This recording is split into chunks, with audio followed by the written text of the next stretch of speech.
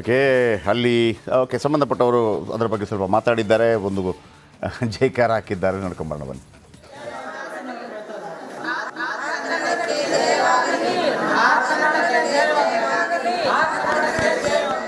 ಅಯ್ಯಪ್ಪ ಆಗಲಿ ಪಾಪ, ಅವ್ರು ನಮ್ಗೆ ನಮ್ಮ ರಿಪೋರ್ಟ್ರ್ ಹೇಳಿರಬೇಕು. ಆಯಿತು, ಥ್ಯಾಂಕ್ ಯು ಒಳ್ಳೆಯದಾಗಲಮ್ಮ, ನಿಮಗೂ ಕೂಡ ಒಳ್ಳೆಯದಾಗಲಿ. ಈ ದೇಶದ ಗರಿಮೆ ಹಿರಿಮೆಯನ್ನು ಎತ್ತಿ ಹಿಡಿಯುವಂಥ ಮಕ್ಕಳಾಗಲಿ. ಕೆಲವರು ಮಾತಾಡಿದ್ದಾರೆ ಅದರ ಬಗ್ಗೆ, ಸಂಬಂಧಿಕರು ಮಾತಾಡಿದ್ದಾರೆ, ಗರ್ಭಿಣಿಯರು ಮಾತಾಡಿದ್ದಾರೆ, ಕೇಳಿಸ್ಕೊಳ್ಳಿ. ಎಲ್ಲರೂ ಕೆಳಗಡೆ ಕುತ್ಕೊಂಡು ಭಾಳ ತೊಂದರೆ ಅನುಭವಿಸ್ತಾ ಇದ್ವಿ. ಇವಾಗ ಮೊನ್ನೆ ತಾನೇ ಈ ರಿಪಬ್ಲಿಕ್ ಕನ್ನಡದ ಕನ್ನಡ ಚಾನಲ್ನವರು ಬಂದು ವಿಡಿಯೋ ಮಾಡ್ಕೊಂಡು ಹೋಗಿದ್ರು. ಮತ್ತು ಈ ದಿನ ಎಲ್ಲರಿಗೂ ಒಂದು ಕೂಡೋಂಥ ಒಂದು ವ್ಯವಸ್ಥೆ ಮಾಡಿದ್ದಾರೆ. ಕುಂದ್ರಾಕ ಹಾಕಿದ್ರಿ ಮತ್ತು ಕಾಲು ನೋವು ಇದ್ದರೆ ಎದ್ದು ಲಘು ಹೇಳಕ್ಕೆ ಹಾಕಿದ್ದಿಲ್ಲ. ಅನುಕೂಲ ಮಾಡಿಕೊಟ್ಟಿದ್ದಕ್ಕೆ ಧನ್ಯವಾದಗಳು. ಪ್ರೆಗ್ನೆಂಟ್ ಇದ್ದಾರೆಲ್ಲ ಒಂದೊಂದು ಚೇರ್ ಇದ್ರ ಮ್ಯಾಗ ಮುದುಕರೆಲ್ಲ ತಳಗಡೆ ಕುಂತಿದ್ರು. ಎದ್ದು ನಿಂದ್ರೊಳಗೆ ಸಡನ್ನಾಗಿ ಇದು ಹಾಕಿತ್ತು. ಬಂದು ಈಗ ಚೇರ್ ಹಾಕಿಂದ ಬಂದು ಸಡನ್ನಾಗಿ ಕುಂದ್ರಾಕ ಒಂದಿಟ್ಟು ಅನುಕೂಲ ಮಾಡಿಕೊಟ್ಟಿದ್ದಕ್ಕೆ ಧನ್ಯವಾದಗಳು ರೀ. ಸ್ಕ್ಯಾನಿಂಗ್ ಅಂದ್ಮೇಲೆ ಎಲ್ಲರೂ ಬರ್ತಾರೆ, ವಯಸ್ಸಾದವ್ರು ಬಂದಿರ್ತಾರೆ, ಪ್ರೆಗ್ನೆಂಟ್ ಇದ್ದವ್ರು ಬಂದಿರ್ತಾರೆ, ಚಿಕ್ಕ ಮಕ್ಕಳನ್ನ ಕರ್ಕೊಂಬಂದಿರ್ತಾರೆ. ಇಲ್ಲೆಲ್ಲ ಕುಂದ್ರಕ್ಕೆ ಅನುಕೂಲ ಇದ್ದಿದ್ದಿಲ್ಲ ರೀ. ಇಲ್ಲ ಬೇಸ್ ಅನುಕೂಲ ಆಗೈತೆ ಅವ್ರಿ. ನಿಂತ್ಕೊಂಡು ಅವ್ರಿಗೆಲ್ಲ ಆಯಸ್ ಆಗ್ತಿತ್ತು. ಇವಾಗ ಕುಂತ್ಕೊಳ್ಳೋ ಆಸನ ಮಾಡಿ ಚಲೋ ಮಾಡಿದ್ದಾರೆ ಎಲ್ಲ. ರಿಪಬ್ಲಿಕ್ ಕನ್ನಡಕ್ಕೆ ಧನ್ಯವಾದಗಳು. ನೀವು ಬಂದ ಮೇಲೆ ಗರ್ಭಿಣಿಯರಿಗೆ ಅವ್ರಿಗೆ ಇವ್ರಿಗೆ ಎಲ್ಲ ಚೇರ್ ಹಾಕಿ ಕುಂಡ್ರಿಸಿ ವ್ಯವಸ್ಥೆ ಮಾಡಿದಾರೆ ಸರ್. ವಯಸ್ಸು ಹೋದವ್ರು ಬರ್ತಾರೆ, ಮತ್ತೆಲ್ಲರಿಗೂ ನಮ್ಮಂಥ ವಯಸ್ಸು ಹೋದವ್ರು ನಮಗೂ ಸಮಸ್ಯೆ ಆಗ್ತೈತಿ. ನೆಲಕ್ಕೆ ಕುಂಡ್ರು ಅಂದ್ರೆ ಕುಂತು ಹೇಳ್ಬೇಕಂದ್ರೆ ಕೈ ಊರಿ ಹೇಳ್ಬೇಕಲ್ಲ. ಎಲ್ಲರೂ ಕೆಳಗಡೆ ಇಷ್ಟೇ ಸರ್ ನಮಗೆ ಬೇಕಿರೋದು. ಖುಷಿಯಾದರು ಅಷ್ಟೇ. ಟ್ಯಾಕ್ಸ್ ಇದೆ, ಭೂಕಂದಾಯ ಕಟ್ತೀರಿ, ಟ್ಯಾಕ್ಸ್ ಇದೆ, ಹಾಗಂತ ಭ್ರಮೆ ಬೇಡ.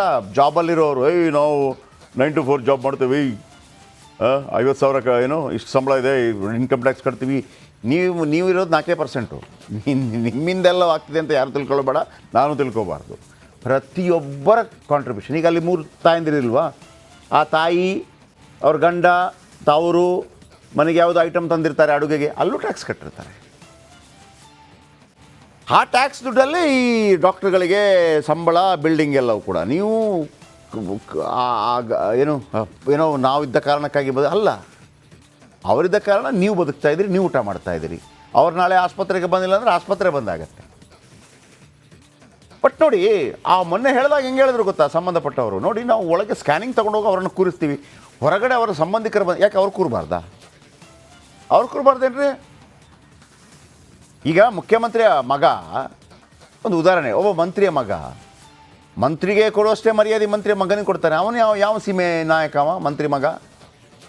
ಅವನು ಕೊಡೋದಿಲ್ಲ. ಹಣ ಸರ್, ಪೊಲೀಸ್ಗಳು ಸರ್ ನಮಸ್ಕಾರ ಅಂತ ಯಾಕೆ? ಹಾಗಿದ್ರೆ ಇವ್ರಿಗೆ ಯಾಕೆ ಕೊಡಬಾರ್ದು? ಆಮೇಲೆ ನೋಡಿ ಸರ್, ಒಂದು ಆಸ್ಪತ್ರೆಗೆ ಹೋದಾಗ, ಒಂದು ಗರ್ಭಿಣಿ ಹೋದಾಗ, ಕೆಲವ್ರದ್ದೆಲ್ಲ ಈ ಕಾಲೆಲ್ಲ ಇಷ್ಟು ಬಾತ್ಕೊಂಡಿರ್ತದೆ. ಕೆಲವು ಅವರ ಫಿಸಿಕ್ ಆ ಥರ ಇರ್ತದೆ, ಅಥವಾ ಜೀನ್ ಆ ಥರ ಇರ್ತದೆ. ಕೆಲವ್ರಿಗೇನು ಆಗಲ್ಲ. ಕೆಲವ್ರು ಮೂತಿಯೆಲ್ಲ ಊದ್ಕೊಂಡಿರ್ತದೆ ತಾಯಂದಿರದು. ಕೆಲವರು ವಿಪರೀತ ದಪ್ಪ ಥರ ಕಾಣ್ತಾರೆ, ಕೆಲವರು ಏನು ಕಾಣಲ್ಲ. ಅದೆಲ್ಲ ಅವರವರ. ಆದರೆ ಅವ್ರಿಗೊಂದು ವಿಶ್ರಾಂತಿ ಅಂತ ಬೇಕಿರ್ತದೆ. ನಡೆಯೋದು ಒಳ್ಳೆಯದು, ವಾಕಿಂಗ್ ಮಾಡಬೇಕು, ಮತ್ತೊಂದು ಮಾಡಬೇಕು. ಒಂದು ಬಂದಿರ್ತಾರಲ್ಲ, ಒಂದು ಉಸ್ಸಪ್ಪ ಅಂತ ಆರಾಮ್ ಕೂತಿರ್ತಾರೆ. ಅವರ ತಂದೆ ತಾಯಿ ಬಂದಿರ್ತಾರೆ, ಅವರು ಇಲ್ಲವಂತೆ, ಅವರು ನೆಲದಲ್ಲಂತೆ. 60 ಸೆಕೆಂಡ್ ಕಣ್ರಿ. ಯಾಕೆ ಇದನ್ನು ತಂದು ಕೊಡಲಿಕ್ಕೆ ಮೊದಲು ಆಗಿರಲಿಲ್ವಾ? ಆಮೇಲೆ ಅದನ್ನೆಲ್ಲ ನೋಡಬೇಕು ಜವಾಬ್ದಾರಿ ಇದ್ದವ. ಈಗ ಡಾಕ್ಟ್ರ್ ಹತ್ರ ನಾವು ಬಂದುಬಿಟ್ಟು ನಮ್ಮ ಒಂದು ಜಾಗ ಇದಾಗಿದೆ ಅಳತೆ ಮಾಡಪ್ಪ ಅಂತ ಹೇಳೋದಿಲ್ಲ. ಅವನಿಗೆ ಡಾಕ್ಟ್ರ್ ಕೆಲಸ ಡಾಕ್ಟ್ರ್ ಮಾಡಬೇಕು. ಹಾಗಂತ ತಮ್ಮ ಎಲ್ಲ ಸಮಯವನ್ನು ಲೆಕ್ಕಕ್ಕೆ ಮೀರಿ ಕೆಲಸ ಮಾಡುವಂಥ ಡಾಕ್ಟ್ರುಗಳಿಗೆ ಕೂಡ ಇದ್ದಾರೆ. ಅಂಥ ಡಾಕ್ಟ್ರುಗಳಿಗೆ ಹೃದಯಾಂತರಾಳದ ನಮಸ್ಕಾರಗಳು. ನೋಡಿ, ಗರ್ಭಿಣಿಯರಿಗೆ ಚೇರ್ ಇರಲಿಲ್ಲ, ಚೇರ್ ಬಂತು. ಸ್ಕ್ಯಾನಿಂಗ್ ನೋಡಿ, ಕೆಳಗೆ ಕೂತ್ಕೊಂಡು ಪರದಾಡ್ತಾ ಇದ್ದಾರೆ ಆ ಮಕ್ಕಳನ್ನ ಇಟ್ಕೊಂಡು. ಅಲ್ಲಿ ಬಂದಂಥ ಇದು ಸಂಬಂಧಪಟ್ಟ ಅಧೀಕ್ಷಕರು ಮತ್ತೊಂದು ಅವ್ರಿಗೆ ಅನಿಸಲಿಲ್ಲ, ಒಂದು ಚೇರ್ ಹಾಕಿದರೆ ಸಾಕಪ್ಪ. ಯಾಕ್ರಪ್ಪ, ಯಾಕಿಲ್ಲಿ ಕೂತಿದ್ರೆ ಒಂದು ಚೇರ್ ಹಾಕಪ್ಪ. ಎಂಥ ಒಳ್ಳೆ ಮಾತು ಅಂದರೆ ಒಂಥರ ನೀವಿರೋದೇ ಅದಕ್ಕೆ. ಬಡವರು ಗಲೀಜು, ಬಡವರು ಬಂದು ಆಸ್ಪತ್ರೆಗೆ ಬಂದಿಲ್ಲ ಅಂದರೆ ಇಲ್ಲಿ ಬರಬೇಕಷ್ಟೇ. ಮೆಜೆಸ್ಟಿಕ್ಕು, ಎಗ್ ರೈಸು, ಟಕ್ ಟಂಗ್ ನಂಗ್ ನಕ್ ಟಂಗ್ ಡಂಗ್. ಗೊತ್ತಾಯ್ತಾ? ಓಕೆ, ವಾಕ್ಥ್ರೂ ಮಾಡಿದಾರಾ? ಓಕೆ, 5 ದೃಶ್ಯ ತೋರಿಸ್ತೀನಿ ಯಾವೆಲ್ಲ ರೀತಿಯಲ್ಲಿ ಚೇಂಜ್ ಆಯಿತು ಅಂತೇಳಿ. ನೀವು ಕೂಡ ಇಷ್ಟಪಡ್ಬೋದು ಇದನ್ನು ನೋಡಿ. ಮೊದಲಿಗೆ ಸ್ಕ್ಯಾನಿಂಗ್ ಸೆಂಟ್ರಲ್ಲಿ ಪರದಾಟ ಪಾಪ ಹಿಂಗೆ ನಿಂತ್ಕೋಬೇಕು. ಅವ್ರಿಗೆ ನಾಚಿಕೆ ಆಗ್ತಾ ಇದೆ ನಮ್ಮ ಕ್ಯಾಮರಾ ನೋಡುವಾಗ, ಬಟ್ ವಿಧಿ ಇಲ್ಲ ಸರ್ ನಮಗೆ. ಅವ್ರು ನೋಡಿ ಅಲ್ಲಿ ಸ್ವಲ್ಪ ಹಿರಿಯರಾದವರೆಲ್ಲ ನೋಡಿ ಇಲ್ಲೆಲ್ಲ ಕೂತಿದ್ದಾರೆ. ಏನದು ಜಾತ್ರೆಗೆ ಬಂದಿರೋದಾ ನೋಡಿ ಬಾಗಿಲು ಮೂಲೆಯಲ್ಲಿ? ಯಾಕೆ ಬಡವರು ಕೇಳೋರಿಲ್ಲ. ಒಬ್ಬ MLA ಮಕ್ಕಳು ಹಂಗೆ ಕೂತಾರಾ? MLA ಹೆಂಡತಿ ಕೂರ್ತಾರಾ? ಹಾಂ ಇಲ್ಲಲ್ಲ. ಮತ್ತು ಇವ್ರು ಯಾಕೆ ಕೂರ್ಬಾರೋ? ಯಾಕೆ ಕೂರ್ಬೇಕು ಇವ್ರಿಗೆ? MLAಗಳೇನು ಕೂಡ ಹಂಗ ಅಂತ ಕೇಳಬೇಕಾ ನಾವು? ಓಕೆ, ನೆಕ್ಸ್ಟು ಅಷ್ಟೇ ಸರ್, 60 ಸೆಕೆಂಡ್ಸ್. ನಾವೇನು ನೀವು ಇದಕ್ಕೆ ಭಾಳ ಸುಸಜ್ಜಿತವಾದಂತಹ ಆಮೇಲೆ ವಜ್ರದ ಮತ್ತು ಚಿನ್ನದ ಗರಿ ಇರುವಂಥ ಚೇರೆಲ್ಲ ಕೇಳಲಿಲ್ಲ. ಕಬ್ಬಿಣದಾದರೆ ಕಬ್ಬಿಣದ ಕೂತ್ಕೊಳ್ಳೋಕೆ ಜಾಗ ಬೇಕಷ್ಟೇ. ನೋಡಿ ಬಂತು, ನಮ್ಮ ರಿಪೋರ್ಟರ್ ಅದನ್ನು ಹೇಳ್ಕೊಂಬರ್ತಾ ಇದ್ದಾರೆ ಜೊತೆಗೆ. ನೋಡಿ ಬಂತು, ನೋಡಿ ಹೆಂಗೆ ಕೂತಿದ್ದಾರೆ. ಈ ಅನ್ನದಾನ ಕಾರ್ಯಕ್ರಮದಲ್ಲಿ ಕೂತಿರ್ತಾರಲ್ಲ ಆ ಥರ ಕೂತಿದ್ದಾರೆ ಪಾಪ. ಒಂದು ಚೇರ್ ಹಾಕಿದರೆ ಮುಗಿದೋಯ್ತಲ್ಲ. ಚೇರ್ ಹಾಕಿದರೆ ಮತ್ತೂ ಕೂಡ ಜಾಗ ಕಡಿಮೆ ಆಗುತ್ತೆ. ಇಲ್ಲಾಂದರೆ ಪಾಪ ನೋಡಿ ಎಂಥ ಖುಷಿ ನೋಡಿ ಇಟ್ಟ ತಕ್ಷಣ ತಾಯಂದ್ರಿಗೆಲ್ಲ. ಮೂರನೇ ದೃಶ್ಯ ಆಯಿತು ನೋಡಿ, ಟೇಬಲ್ ಸಣ್ಣ ಕೆಲಸ, ಆದರೆ ಅದರ ಪರಿಣಾಮ ಭಾಳ ದೊಡ್ಡದು. ಯಾಕೆಂದರೆ ಇದು ಯಾವ ಥರ ಕೆಲಸ ಅಂತಂದರೆ, ಒಂದು ಕಡೆ ನೀರು ಪೋಲಾಗ್ತಾ ಇರುತ್ತೆ ಅಂದಿಟ್ಕೊಳ್ಳಿ, ನೀರು ಹೋಗ್ತಾ ಇರುತ್ತೆ, ನೀವು ಅದನ್ನು ಟ್ಯಾಪ್ ಹಿಂಗೆ ತಿರುಗಿಸಿದ್ರೆ ಸಾಕು ಬಂದಾಗತ್ತೆ. ಎಷ್ಟು ನೀರು ಉಳಿಯುತ್ತೆ ಆ ಥರದ ಕೆಲಸ ಇದು. ಫಟಾಫಟ್ ಹೊಸ ಟೇಬಲ್ ಹಾಕ್ಸಿದ್ರು, ಬಂತು ನೋಡಿ ಟೇಬಲ್. ಆಮೇಲೆ ತಾಯಂದಿರೆಲ್ಲ ಕೂತ್ಕೊಂಡ್ರು. ಆಮೇಲೆ 2 ಜೀವ ಇರುತ್ತೆ ಸರ್. ನಮಗೇನೆ ಒಬ್ಬೊಬ್ರಿಗೆ ಆಗಲ್ಲ ತುಂಬ ಹೊತ್ತು ನಿಂತ್ಕೊಳ್ಳೋಕ್ಕೆ. ಒಂದು ಪುಟ್ಟ ಮಗು ಇರುತ್ತೆ, ನಿಮಗೊಂದು ಚೇರ್ ಹಾಕಬೇಕು ಅಂತ ಕಾಮನ್ ಸೆನ್ಸ್ ಇಲ್ಲ ಅಂತಂದರೆ ನಾವು ಗೊತ್ತಲ್ಲ ಯಾವ ಥರ ತಗೊಂಡಿವಿ ಕ್ಲಾಸ್ ಅಂತೇಳಿ. ಈಗ ಕ್ಲಿಯರ್ ಆಗಿದೆ. ಓಕೆ ನೋಡಿ, ಸೋಫಾ ಬಂತು, ಸ್ವಲ್ಪ ಸೊಫಾಸ್ಟಿಕೇಟೆಡ್ ಆಗಿರೋದು ಬಂತು. ಬರುತ್ತೆ ಮಾರಿ ಹಬ್ಬ ಆದರೆ ಬರುತ್ತೆ ನೋಡಿ. ಆರಾಮ್ಸೆ ಕೂತ್ಕೊಂಡ್ಬಿಟ್ರೆ ಎಲ್ಲ ಸೈಡಲ್ಲಿ. ಆಮೇಲೆ ಚಂದ ಕೂಡ ಸರ್, ಒಂದು ಚೇರ್ ಹಾಕಿ ಕೂತ್ಕೊಂಡ್ರೆ ಒಂದು ಆಸ್ಪತ್ರೆಗೂ ಚಂದ. ಒಳ್ಳೆ ಜಾತ್ರೆ ಥರ ಕೂತ್ಕೊಂಡ್ಬಿಟ್ರೆ ಅದಕ್ಕೊಂದು ಅರ್ಥ ಇರುತ್ತೆ.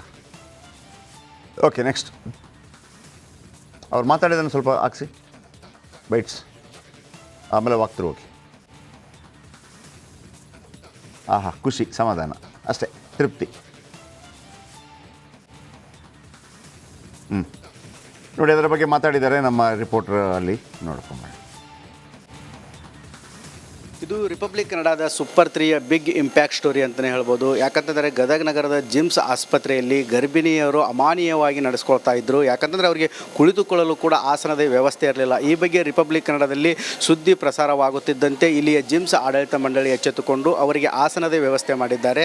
ಇಲ್ಲಿ ನಾವು ದೃಶ್ಯದಲ್ಲಿ ಸಹ ನೋಡ್ತಾ ಇರ್ಬೋದು. ನಾವು ಸುದ್ದಿ ಮಾಡೋಕ್ಕಿಂತ ಬಿಫೋರ್ದಲ್ಲಿ ಎಲ್ಲ ಮಹಿಳೆಯರು ಕೂಡ ತಳಗಡೆ ಕುಳಿತುಕೊಳ್ಳುವಂಥ ಪರಿಸ್ಥಿತಿ ನಿರ್ಮಾಣವಾಗಿತ್ತು. ಆದರೆ ಇವಾಗ ಆ ಗರ್ಭಿಣಿಯರು ಆರಾಮವಾಗಿ ಕೂತ್ಕೊಂಡು ಸ್ಕ್ಯಾನಿಂಗ್ ಮಾಡಿಸ್ಕೋಬಹುದು. ಈ ಭಾಗದಲ್ಲ ನೋಡ್ತಾ ಇರ್ಬೋದು, ಇಲ್ಲಿ ಕೂಡ ಅವ್ರ ಜೊತೆಗೆ ಬಂದಂಥ ಮಹಿಳೆಯರು ಕೂಡ ಕೂತ್ಕೊಳ್ಳುವಂಥ ವ್ಯವಸ್ಥೆ ಮಾಡಿದ್ದಾರೆ. ಸಾಕಷ್ಟು ಅವ್ಯವಸ್ಥೆ ಆಗರವಾಗಿತ್ತು. ಇಲ್ಲಿ ಜಿಮ್ಸ್ ಆಸ್ಪತ್ರೆ ಅಂತಂದರೆ ಇಲ್ಲಿ ಗದಗ ಸೇರಿದಂತೆ ಹಾವೇರಿ, ಕೊಪ್ಪಳ, ಬಾಗಲಕೋಟೆ ಸೇರಿದಂತೆ ಬಹುತೇಕ ಜಿಲ್ಲೆಗಳಿಂದನೂ ಕೂಡ ಗರ್ಭಿಣಿ ಮಹಿಳೆಯರು ಸ್ಕ್ಯಾನಿಂಗಿಗೆ ಬರ್ತಾರೆ. ಅದರಲ್ಲೂ ಕಡು ಬಡವರಿದ್ದಂಥ ಮಹಿಳೆಯರು ಕೂಡ ಇಲ್ಲಿ ಸ್ಕ್ಯಾನಿಂಗಿಗೆ ಬರ್ತಾರೆ. ಆದರೆ ಅಂಥವರಿಗೆ ಕೂಡಲು ವ್ಯವಸ್ಥೆ ಇರಲಿಲ್ಲ. ಬಹಳಷ್ಟು ಅಮಾನೀಯವಾಗಿ ಜಿಮ್ಸ್ ಆಡಳಿತ ಮಂಡಳಿ ನಡೆಸ್ಕೊಳ್ತಾ ಇದ್ದರು.